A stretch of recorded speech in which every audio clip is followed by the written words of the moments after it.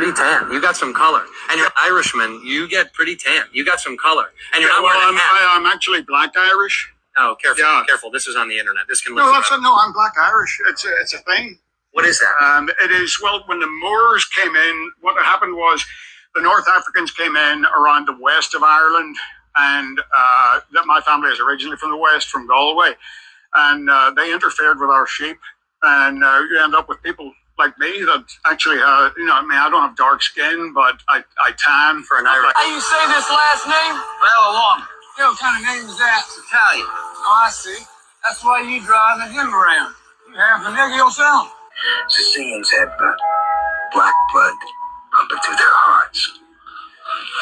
And no, if you don't believe me, you can look it up. Hundreds and hundreds of years ago, you see, the Moors conquered Sicily. And the Moors are niggers. See, way back then, Sicilians were like wops from northern Italy. They all had blonde hair and blue eyes. But, well, then the Moors moved in there and, well, they changed the whole country. They did so much fucking with Sicilian women, that they changed the whole bloodline forever. That's why blonde hair and blue eyes became black hair and dark skin. You know, it's absolutely amazing to me to think that to this day, hundreds of years later, that Sicilians still carry that nigger gene. Now, this is, I'm quoting history. It's written. It's a fact. It's written. I don't do that.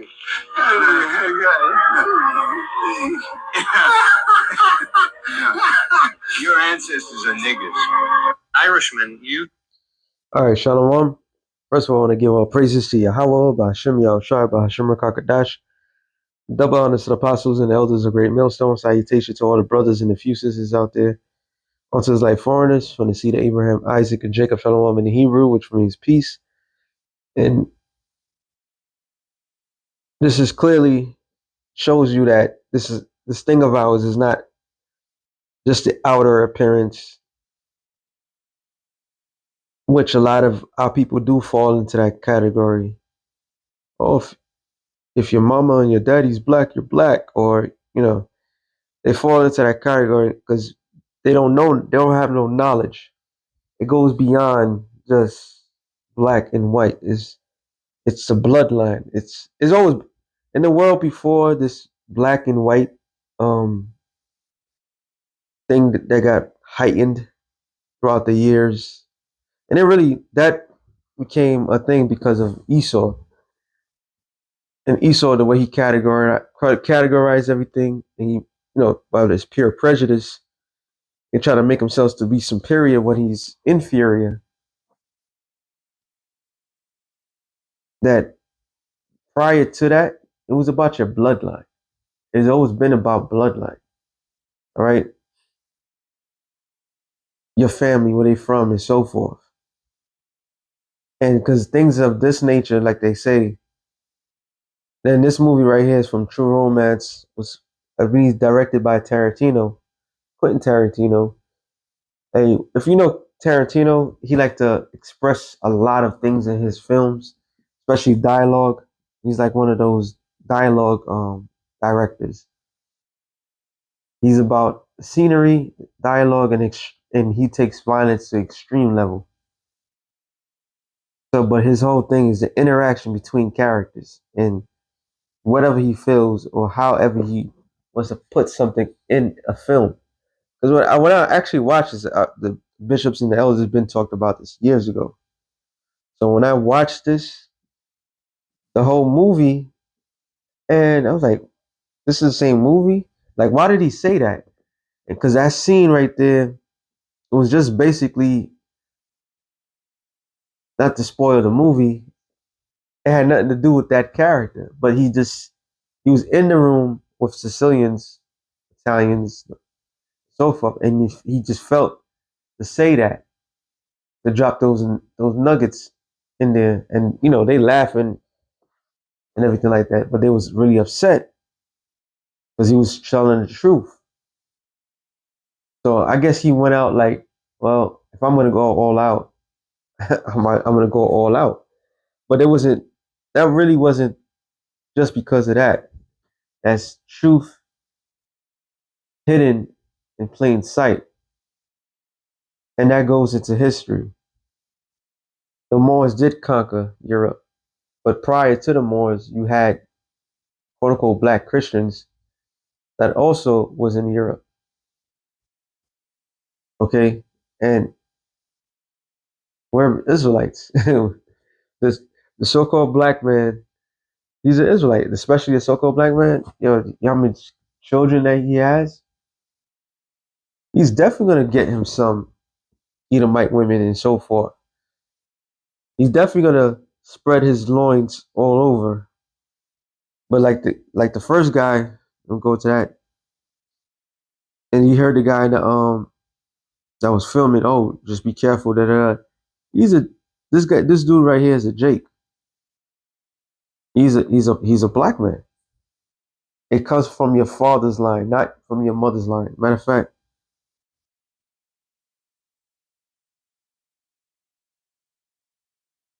Numbers 1:20. It says, and the children of Reuben, Israel's eldest son, by their generations, after their families, by the house of their fathers, according to the number of their names, by their polls, every male from 20. Oh, actually, that's not the one, but that is actually good because that proved what?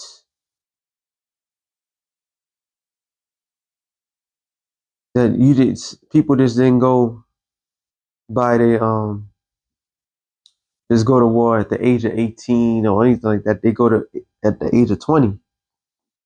Okay. Hold on. 1:6, 1:8. Black, yeah. By the pedigree of their fathers.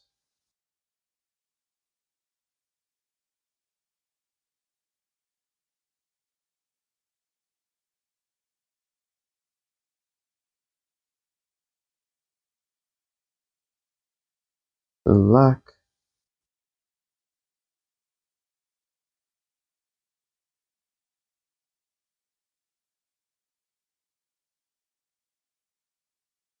Yeah.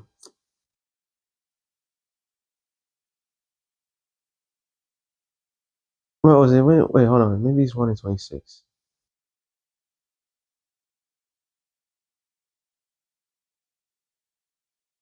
No. Simeon. I know it's not down here. 18. Somebody.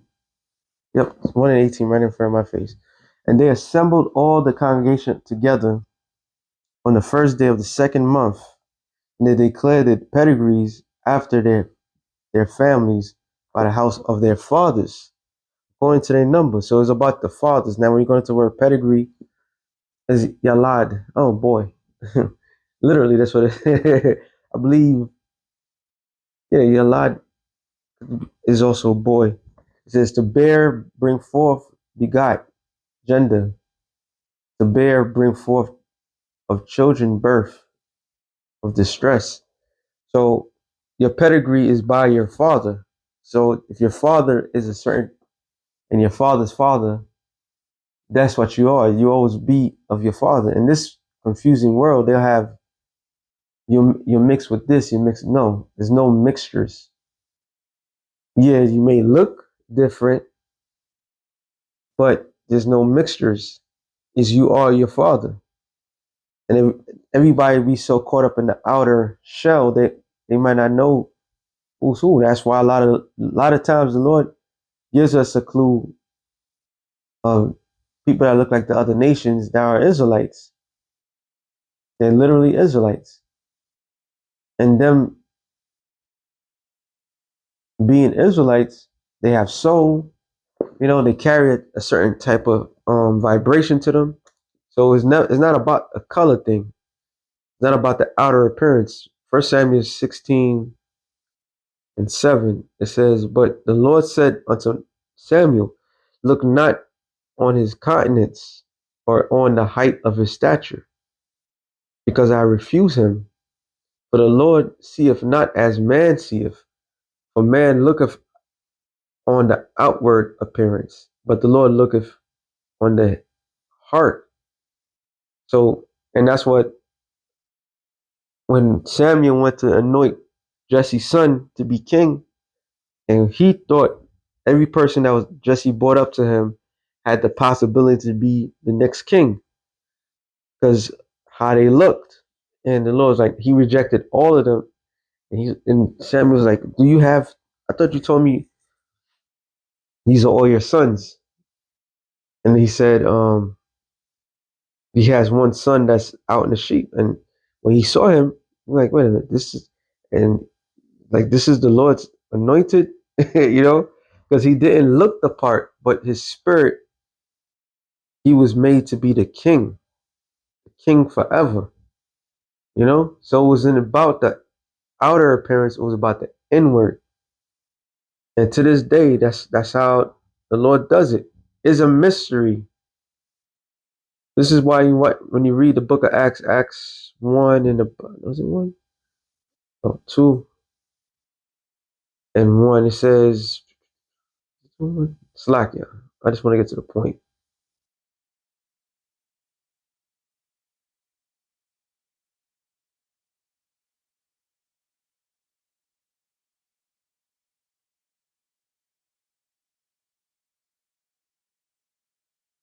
This is the one. I'm just looking for a particular thing. But because what Peter quoted was Habakkuk 1 and this is Joel. He's quoting right here. Let me read that real quick. I'm sorry, 18. It says 2 and 18.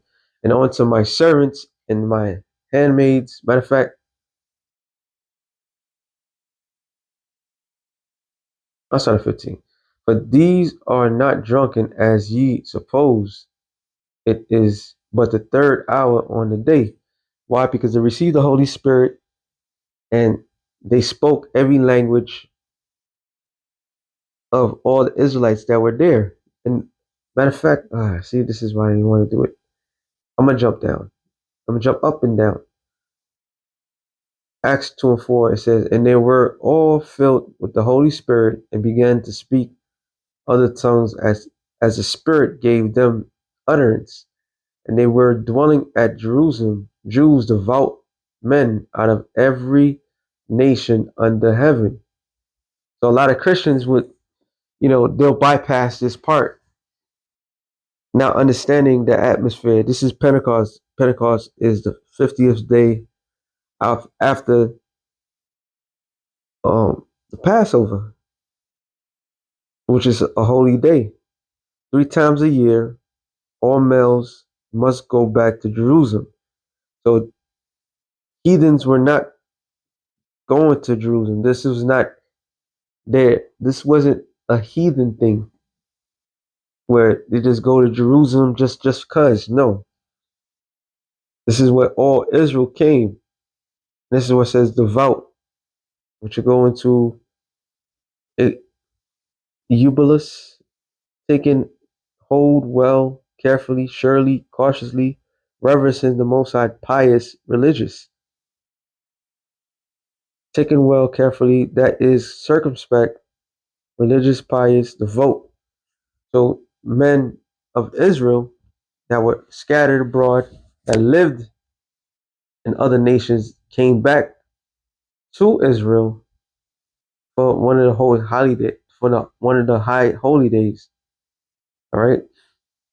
It said, "Now when this was noise abroad, multitude came together and were confounded, because that every man heard them speak in his own language, because they grew up in these other different lands. So they spoke the language of the places that they were. So when they saw the disciples of Yahushua, of the Mashiach, and they spoke the way they speak, they was shocked. I thought they were drunk. Like, and that's where you get that from.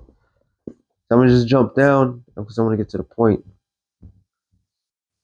It says, verse 16 now, but this is that which was spoken by the prophet Joel, and it shall come to pass in the last days, saith the Most High, I will pour out my spirit upon all flesh, and your sons and your daughters shall prophesy, and your young men shall see visions, and your old men shall dream dreams. That's Joel the second chapter, about like the 28th verse.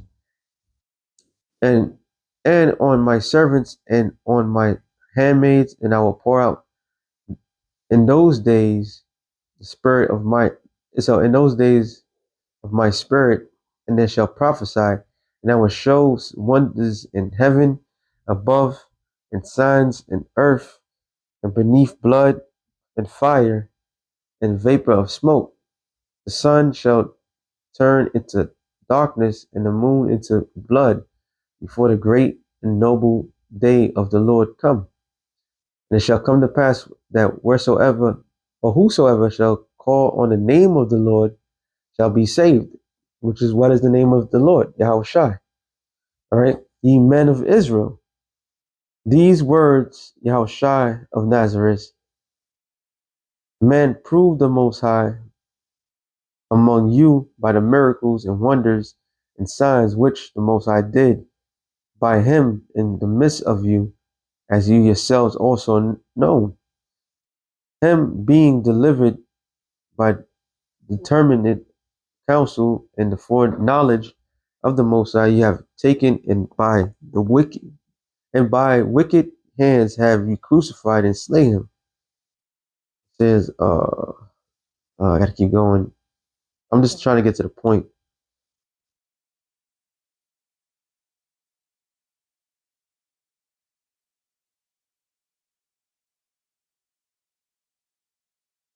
The lock, yeah.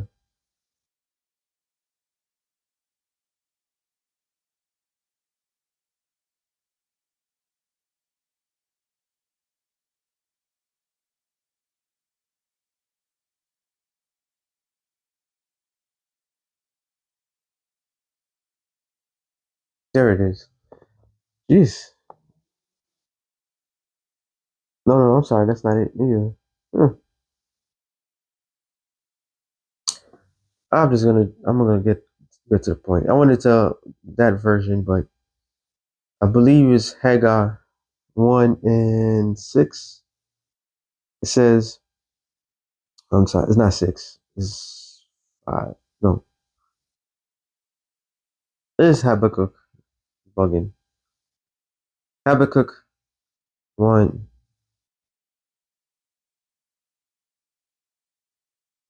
5. It says, behold, you among the heathen, and regard and wonder marvelously. I will work a work in your days which you have not believed, though it be told you. Now now I'm gonna go to here. It should tell me Acts. Is it Acts 13? No, I thought it was the beginning. Let me see.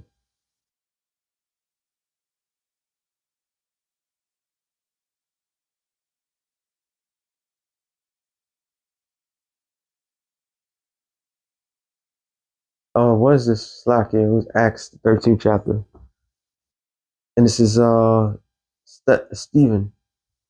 It said, behold, ye that despise and wonder and perish, for I will work a work in your days, a work which ye shall in no wise believe, though a man declared it unto you. And what is that work? That work was the Israelite foreigners. They were coming back. All right. Because automatically, even though you look like us, but you spoke, you was more inclined to the other nations' ways, you was not considered to be a people in the sight of the people. So the Lord really had to do a number on everybody so that you could start afresh. That's why this thing of ours is not skin deep, it's spiritual deep. You gotta see what's in the spirit of a man to realize. And even in our side, you have a lot of dark skinned individuals that may look like us, but their spirit is off because they're not of us. So the Lord did a number, and only Yahweh Bashem Yahushai know who's who.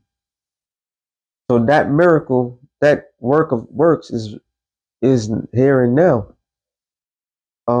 First Peter's 1:1, it says, Peter, an apostle of Yahushua Mashiach, to the strangers scattered abroad, or scattered throughout Pontus, Galatia, Cappadocia, Asia, Bithynia, elect according to the foreknowledge of the Most High, the Father, though through sanctification of the Spirit. Let me look up the word sanctification. Hagamonious, or consecration, purification, the effect of consecration, sanctification, sanctification of heart and life. So Peter, all the apostles, all right, they were dealing with Israelites that was in these different regions that actually may have looked, and some may look like the heathens for all we know. All right, it was about the spirit. If they accepted it, it wasn't about letting anybody in. It says unto the obedience. Look at that. Yes, Israel was not obedient. However, not all the Israelites that were disobedient. And you can't be obedient to something or someone without being taught. So if the nations never got the law, statutes, and commandments, how can they be obedient to the law, statutes, to the Lord? Right? This is obedience, complaisance, submission, under under under mission, right? Was under the covenant. Obedience rendered to anyone counsel, and obedience shown in observation requirements of Christianity. And it says, unto obedience and sprinkling of the blood of Yahweh Shai Mashiach, grace unto you and peace be multiplied. So that letterhead right there towards the Israelites that were scattered abroad, that says that was a mouthful. That was a mouthful. He basically saying you was elected and you from that family. All right. James 1:1. It says, James, a servant of Yahweh and the Lord Yahweh Shai Mashiach, to the 12 tribes scattered, which are scattered abroad, greeting. Because the nation, Israel was scattered. All right. And once again, Israel is not going to all look the same. It's not about looking the same, or it's about all Israel coming back to the Lord. All right. And they're going to come as looking like the other nations. So the whole campaign of those bumbling idiots saying, "Oh, the Gentiles could be saved now," and all this other shit, that's just pure nonsense and confusion. This is right back to how Christianity had it. And I'm talking about the deacon and all that. He just doing shit. He just trying to pick a fight, trying to make himself known, get his last 15 minutes of fame. Because we go through this over and over again, which is nothing wrong with that. Because at the end of the day, it's for the edification of the people of Israel. All right. That's all it is. And we know that we know the history. We know the history of our people. We know what's going to happen. That's why it says in Revelations in Second Ezra, the second chapter, no, 13th chapter about the people, all right? How it's confusing because they look like the other people. Just like in this video,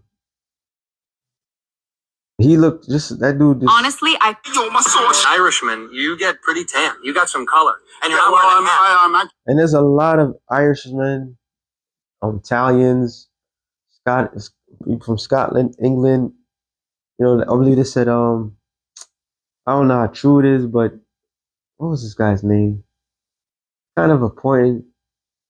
He was part of that in channel PBS.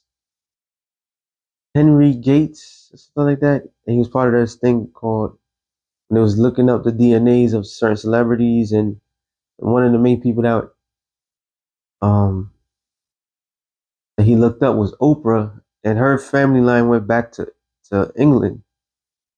And she automatically, everybody think automatically, oh, that's Europeans, and Europeans they were white. No, no, no, no, no, no. There were plenty of dark-skinned people that ruled Europe. And this man's he's an offspring of men that came and that was in Europe of dark skin. All right. So he is of that royal oak, so to speak. And look how he looks. The nose, everything. The hair. And he's telling straight up, like, nah, I'm a black Irish. And he tells you the history. He's not ashamed of it. He's not. Matter of fact, he's seemingly proud of his history. So this thing of ours is beyond skin deep. You know, is a very important something. That's why when that clown, the deacon, and he's using that CIA buzzword of uh, um, black Hebrew Israelites. No, we're Hebrew Israelites. Come in all shapes, sizes. And it's about the spirit of Yahweh Shem Yahushua. It's about the coming from the bloodline of Abraham, Isaac, and Jacob. That's why it's called the forefathers. You come from that royal elk, so to speak. All right. So that being said, what's up? Real quick to the spirit. Shalom to the elect of the nation of Israel. Shalom.